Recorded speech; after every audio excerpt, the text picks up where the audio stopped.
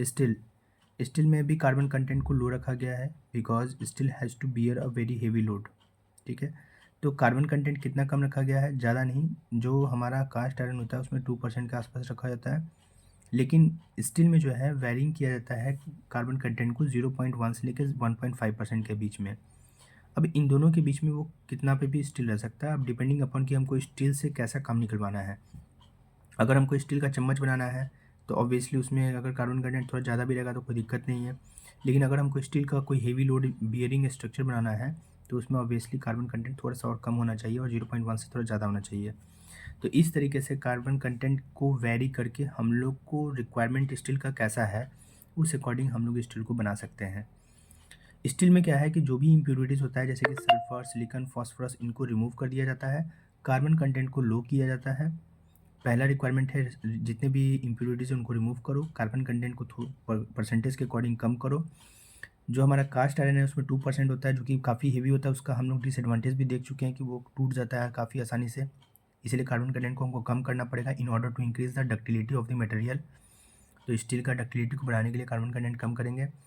तीसरा चीज़ क्या है कि स्टील को स्ट्रेंथ और अच्छा देने के लिए हम लोग कुछ चीज़ ऐड भी करेंगे, जैसे कार्बन, मैंगनीज, ये सब को ऐड करेंगे स्टील में ताकि स्टील जो है और मजबूत बन सके। स्टील जो है हार्ड होता है, टफ होता है, स्ट्रांग होता है। तो ये जो है ना स्टील का प्रॉपर्टीज़ जो है वो वेरी करता है, जैसे कि ऑलरेडी हम ऊपर बता चुके हैं कि ये जो परसेंटेज का जो रेंज है, इस परसेंटेज के रेंज को अगर हम वेरी करते हैं तो किस चीज़ का परसेंटेज का रेंज है, ये कार्बन कंटेंट का है। कार्बन कंटेंट के परसेंटेज के रेंज को अगर हम वेरी करते हैं तो हमारा स्टील का जो प्रॉपर्टीज़ है वो डिफरेंट देखने को मिलेगा। ठीक है, तो वही चीज़ यहाँ लिखा गया, properties of steel can be altered by changing the amount of the carbon. Steel steel को depending upon their process, steel को हम लोग दो तरीके से प्रोसेस कर सकते हैं। पहला है हार्डनिंग और क्वेंचिंग, और दूसरा है टेम्परिंग और एनियलिंग। तो क्वेंचिंग में क्या है कि जब हम लोग स्टील को काफ़ी ज़्यादा हार्ड बनाना है, क्वेंचिंग का मतलब ही हो गया कि स्टील जो है हमारा हार्ड है। लेकिन कैसे हार्ड हुआ है, सबसे पहले इसको काफ़ी रेड हॉट टेम्परेचर पे गर्म करो, 850 डिग्री सेल्सियस प्लस करो, और फिर अचानक से सडनली हम लोग को इसको पानी में रख देना है and keeping it on the hot water. जो कि स्टील जो है ना सडन टेम्परेचर रेंज चेंज होने की वजह से जो है ये काफ़ी ज़्यादा स्ट्रॉन्ग हो जाएगा, स्टील हार्ड हो जाएगा और ब्रिटल हो जाएगा। लेकिन एक चीज़ है कि इसमें हार्ड तो होगा स्टील, स्ट्रेंथ भी उसको इंक्रीज़ होगा, लेकिन डक्टिलिटी को मेंटेन नहीं कर पाएगा वो, क्योंकि यहाँ पे ब्रिटल आ जाएगा, ब्रिटलनेस। और ब्रिटलनेस का मतलब पता है हमको कि कोई भी चीज़ पे अगर हम लोग लोड एक्सेस इंक्रीज़ कर देंगे तो वो सडन टूटेगा, वार्निंग भी नहीं देगा हमको, अचानक से टूट जाएगा।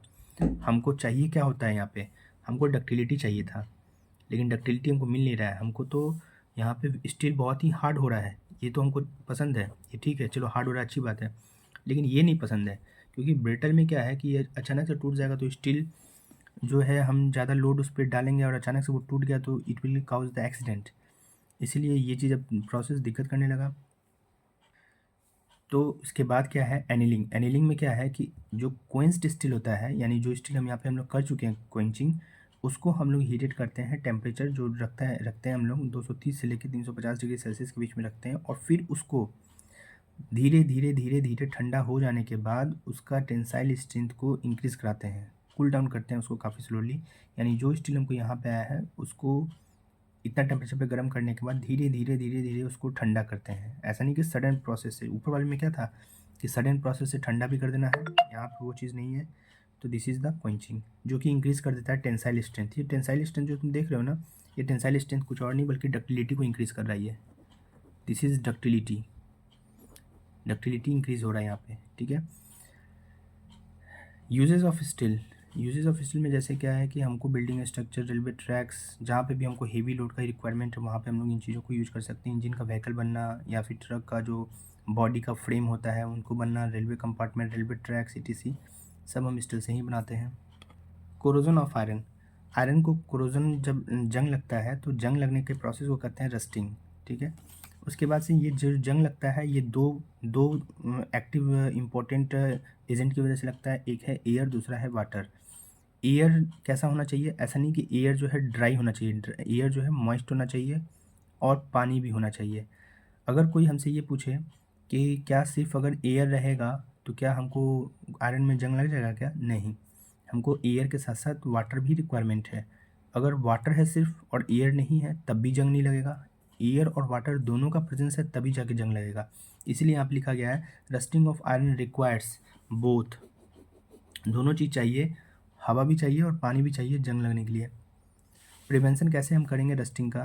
By surface painting. अगर हम कर देते हैं आयरन के सरफेस को तो उससे क्या होता है कि एयर एंड वाटर का कंटेक्ट टूट जाता है, जिससे जंग नहीं लगता है हमको। गैल्वेनाइजेशन क्या होता है कि एक जिंक का लेयर होता है, जिंक मेटल का लेयर को अगर हम आयरन पे चढ़ा देते हैं तो उससे क्या होता है कि हमको जंग नहीं लगता है, रस्टिंग नहीं लगता है। The process of coating iron steel with the layer of zinc to prevent it from the corrosion is called the galvanisation. ये इंपॉर्टेंट है, ये तुमसे पूछा जा सकता है एग्जाम में। गैल्वेनाइजेशन क्या है कि आयरन के ऊपर जब हम एक जिंक का लेयर चढ़ा देते हैं, पतला परत चढ़ा देते हैं, तो उसी प्रोसेस को कहते हैं गैल्वेनाइजेशन।